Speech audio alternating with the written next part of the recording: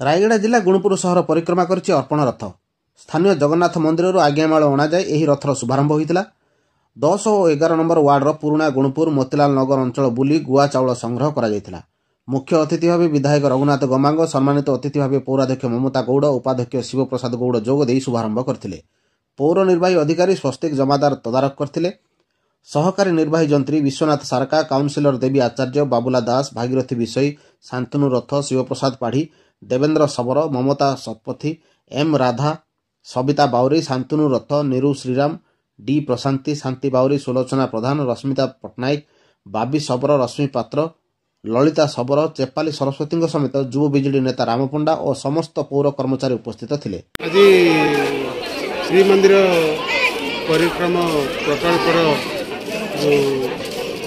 राज्य सरकार द्वारा माननीय मुख्यमंत्री द्वारा प्रकल्प कार्यक्रम आज आरंभ कराइला। गुणुपुर पौर परिषद आज शुभ उद्घाटन करा रथ माध्यम प्रति वार्ड रे प्रति घर घर बुली परिक्रमण प्रकल्प प्रति घर चाउल गुआ स्व इच्छा भक्तों द्वारा घर घर बुली सब कलेक्शन कराब। श्रीमंदिर पूरी जगन्नाथ मंदिर को परवर्त समय 17 तारीख में अर्पण कराब। निर्वाही अधिकारी गुणुपुर पौर परिषद आज श्रीमंदिर परिक्रमा प्रकल्प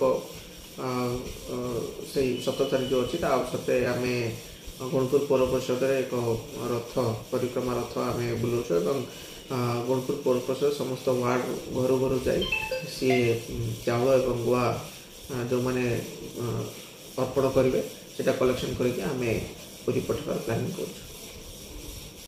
तिरुपति महांती पूजा अर्चना करथिले। गुणुपुर सुनील कुमार सावतंक रिपोर्ट, क्राइम 9 न्यूज।